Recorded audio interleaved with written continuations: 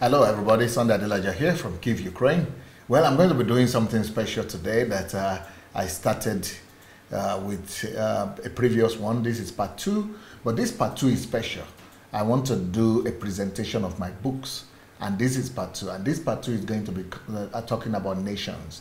I want to do this just because of my burden for Africa and for Nigeria.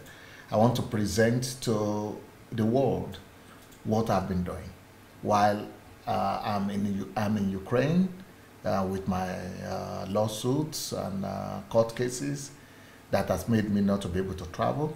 So while I'm not able to travel to Nigeria right now or to other countries, I've been doing what Apostle Paul has been doing. Apostle Paul wrote most of his writings and the epistles that have now become a blessing to the world while he was unable to travel as well, while he was in incarceration, when he was in prison. I'm not in prison, but at least I've been limited to just one country, Ukraine, until my lawsuits are over. But I've also learned from Apostle Paul to do the same thing, to put my thoughts into books, into writing, and to also have faith and believe that some people will be able to get a hold of these books and use them to change their countries. I'm in particular bothered and burdened with my country, Nigeria. I feel that I can do much to help that country, but I can't go. I know that times and seasons are in the hands of God. So possibly this is what I needed to do right now. Apart from the daily broadcast and video that I'm doing, books are even more important for me. So I'm going to present to you some books that will address the Nigeria issues and issues of nations and national development that will also help you to address issues of national development in your country. Doesn't matter what country you are watching from or you are coming from. These principles will be tenable to helping build a better country, a developed country, and a civilized nation. I'm doing this in 2018, making it 58 years since Nigeria got independence. As a Nigerian who is not living in Nigeria, what can I bring to the table to contribute to the future, if not the present, at least the future of the country of my birth? Well, in extension, I have a burden for the countries of Africa, and I hope this also will go a long way to contribute to the African continent and to the nations of the world. So let's start to see what are the books we're talking about. The first book that I'm going to present to you today is called How to Transform a Nation Through the Power of Faith. This book is based on the example that I read about a country called Ireland. Ireland is a country in Europe that is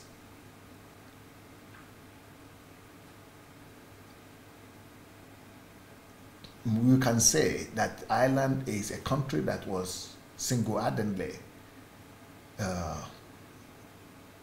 created by the boldness and faith of one man, and the man is Saint Patrick. Some of you have heard about Irish people talk about Saint Patrick, but you might not know the story. But well, in this book, you'll be able to read the story of Saint Patrick, how he changed Ireland and built a new Ireland that we know today through the power of faith. I learned from him the principles that he used. I also learned from the Bible and from history and other inspirations that could lead to the renewal, salvation, and transformation of any nation. So all my knowledge and my studies in that regard is what I put here in this book. And the book is called How to Transform a Nation Through the Power of Faith. I know that God has given me an opportunity to prove this in the Ukraine. And I look forward to God giving me the opportunity to prove it in Nigeria, even while not being a politician. As the case may be, I know that I'm so glad that the book is already written and it will live for generations to come. And I want to believe that in every generation, somebody will get a hold of this book and use it to transform their country. How to transform a nation through the power of faith. Let's go for it. The next book that I want to recommend for my country, Nigeria, for Africa, and any other nation, is the book that is called The Power and Force of Discipline. The Power and Force of Discipline for Transforming Lives and Nations. This book is more for the person that wants to engage and take on himself the challenge of trying to change a people or a nation. I personally believe that life is not worth living if you are not going to engage in that endeavor. Living for yourself is boring. Living for success and some mundane achievements is local. The big idea is to be able to leave a footprint by changing a nation, at least in your lifetime. But there are a set of disciplines that it will take for you to be able to change not just yourself or a few people around you, but to change a whole people and a whole nation. What are the disciplines that are needed for that? What are the patterns of life that are needed? What are the values that are needed? What are the changes that are required? That's what this book will give you, to prepare you. So, no matter what country you're coming from, this will give you the power. It will give you the force, the discipline, the focus, the stamina to be able to take on the job. The power and force of discipline for transforming lives and nations. The next book here is a clarion call for everybody who has ever referred to the story of Abraham and who has ever claimed the promise of Abraham. Well, I wrote this book for you to know that the promises of Abraham is not limited to bread and butter. It's not limited to material and physical well-being, wealth, and riches. That anytime you read about the blessings of Abraham that we always say are mine, what God is actually referring to is the greatest blessing that Abraham inherited by faith, which is he became fathers of nations. If you want to claim blessing of Abraham, that's the one you should be targeting. So this is a clarion call to everybody to dare become a father. Not the father you become as a result of instinct and biological reproduction, but a father you become by the models of Abraham. This book is called Could You Be the Abraham of Your Nation? Could you be the Abraham of your nation? Well, in this book you'll find the greatness of Abraham and the secrets behind them. It could as well be that you will be that next Abraham Lincoln, George Washington, Vladimir Lenin, and a host of others who've been able to lay the foundation and become fathers of their nations.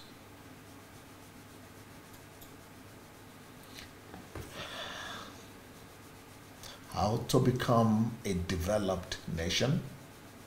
Through the dignity of labor. Some of you have heard about the term dignity of labor. How does it work? Where does it come from? How do we assess it today? Well, dignity of labor is what's responsible for the civilization that we all enjoy today. Dignity of labor was introduced and given as a gift to the world by Europeans. Howbeit, Europeans never invented it. They opened their eyes to see it in the pages of the Bible. And they turned it, dignity of labor, into a culture and national philosophy. And soon it became European continental philosophy that brought about our civilization today. The people who discovered this secret are the people we call the early Protestants. And the way it was termed is the Protestant ethics. The backbone of those Protestant ethics is what we call the dignity of labor. If this principle could change a continent comprising of at least 50 countries, and then go ahead to affect every continent in our planet today, for sure this principle will be able to change our nations that are still wrangling in the mentality of the third world. I would like to challenge you to embrace this philosophy, this virtue, and become somebody that will be remembered for forging a new course for a whole nation. Cause your nation to be developed through this virtue called the dignity of labor. So the book is How to Become a Developed Nation Through the Dignity of Labor.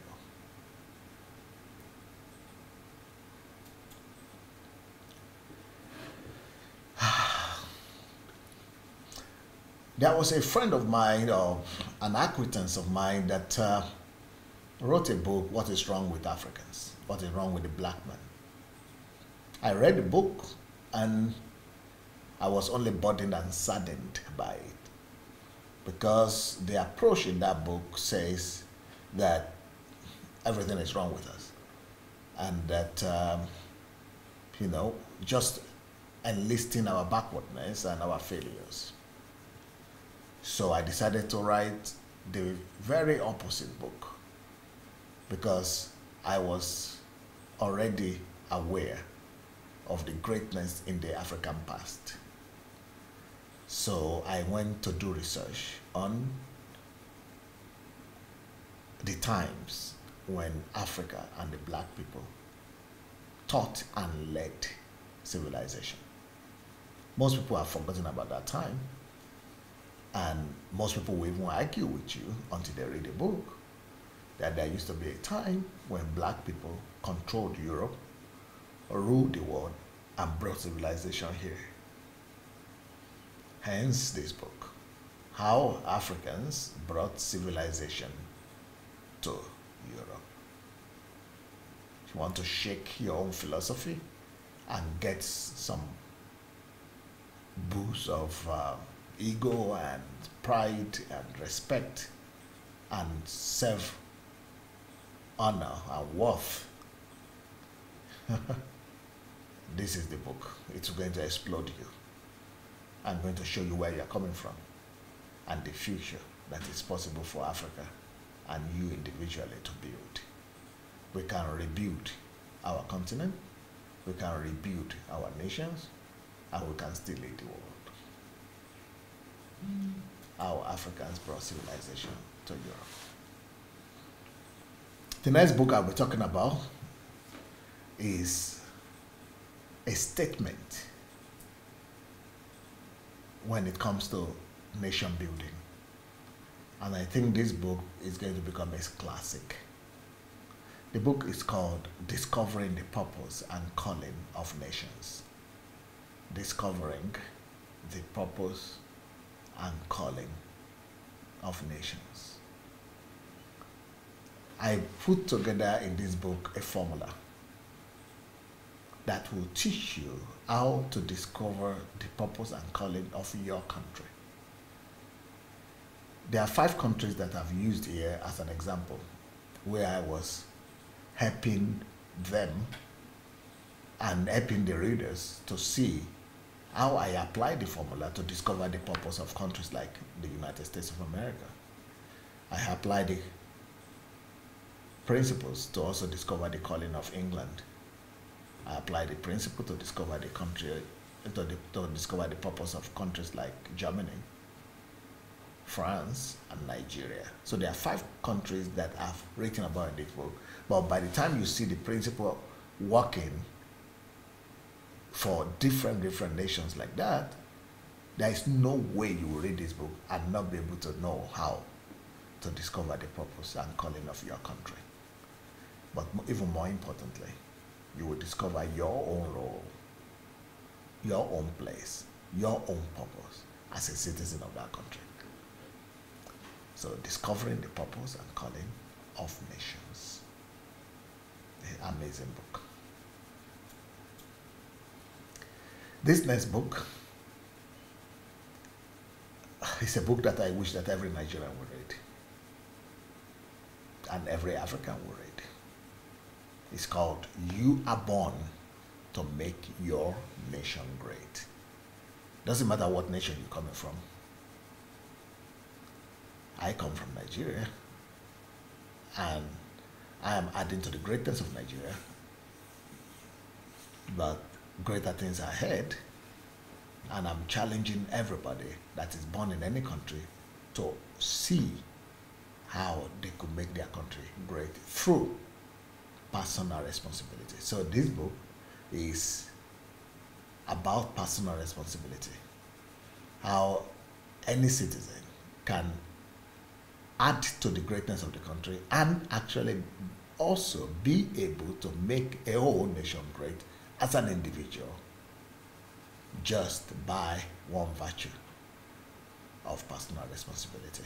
So you are born for something, and whatever you are born for is not divorced from the nation you are born in. You are born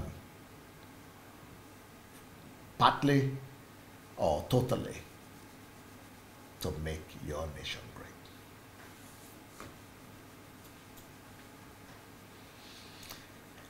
This other book is a very challenging book. It's only for serious-minded people. It's called The Death of Nations. The Death of Nations. Why do nations die? It's a research book full of principles and values that are responsible for the death of great empires and great countries in the past. And those secrets that you should unveil for yourself so that you'll be able to steer the ship of your nation clear from catastrophic destruction, so that your nation will not become one of those nations that die and fail, or fail and die prematurely. The Death of Nations is called.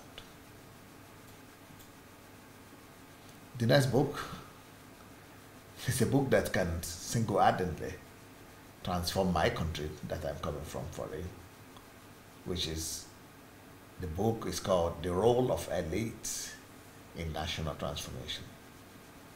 As goes the elite of a nation, goes the nation. And right now, our elites don't know the role of the elites. What we are practicing right now is aristocracy or aristocratic elitism, which is running the country to the ground and making us to become almost a failed nation. But if we could help the elites of our land to understand what they are here for and what responsibility goes alongside their elitism or elitist status, then in no time we'll be able to change the fortune of our country or that of any nation. So take on the book and let's all together open the eyes of our elites in all nations. My next book is precisely about Nigeria. Talking about it's called The Nigerian Economy, The Way Forward. This book contains secrets and ideologies that could make Nigeria to become one of the top 10 economies in the world in the next 20 years. We could become the top. We could become the top 10. We could become in the top. We could come into the top 10 economies of the world. Concrete proposals, suggestions, ideas that will take us from dependency on oil or on any other raw materials or mineral resources and build alternative 21st century economy that will propel us to stand tall in the Community of Nations. So this book is about taking Nigeria from economic recession into global economic dominance. And if you are interested in the future of Nigeria, this book is a must read. The next book, which somebody read and said is the greatest book they've ever read. This person is a Nigerian pastor who was planning to leave the country until he read this book. And when he read this book, he started a movement among school students to make them read through the book. And he said every Nigerian has to read this book, and that this book will make every person who reads it to grow a wing in their two shoulders. So what's the name of the book? The book is called How to Make Nigeria the Greatest Country in the World. How to Make Nigeria the Greatest Country in the World. Is that possible? Well, you need to read it to find out.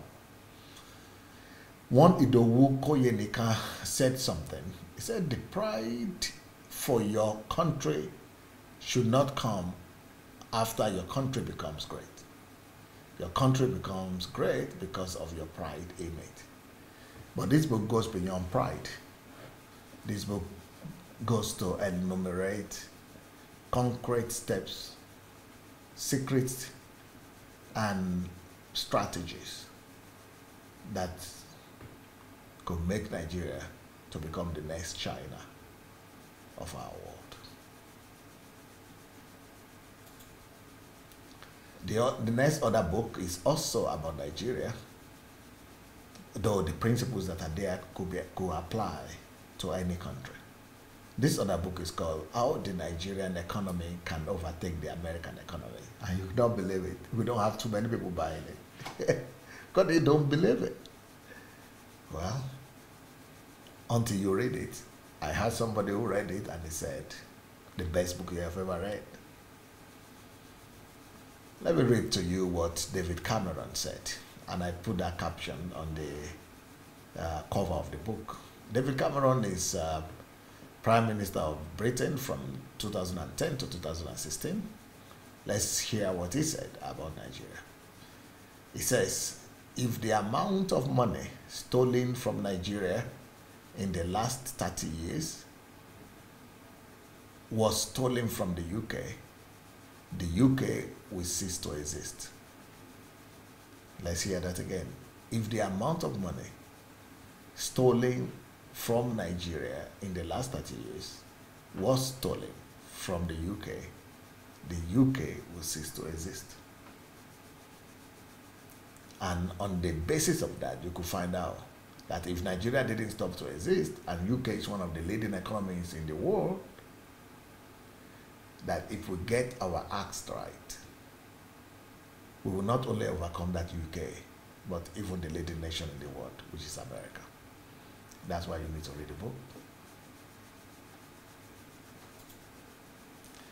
My next book is called Nigeria and the Leadership Question. I want to quote another famous international personality, this time from Germany. His name is Peter Egen. He represents Transparency International. What does he say about Nigeria? He says, if Nigeria does not succeed, who else can succeed? If Nigeria does not succeed, who else can succeed? That means Nigeria stands a better chance than any country to succeed.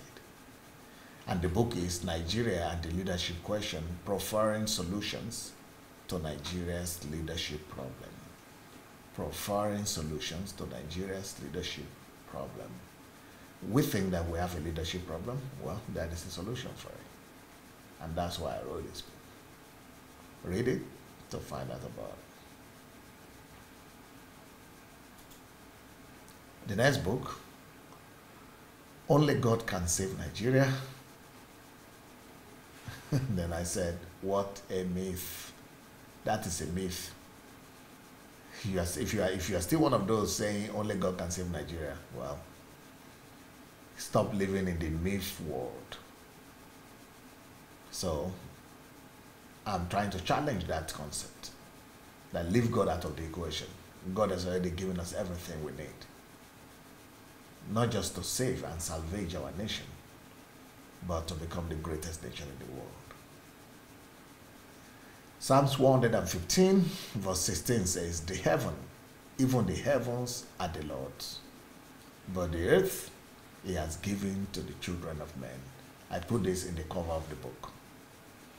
And this to say is our responsibility. And when you finish reading the books, people say it's like they put them on fire after reading this book. I hope that fire will begin to burn in you as well.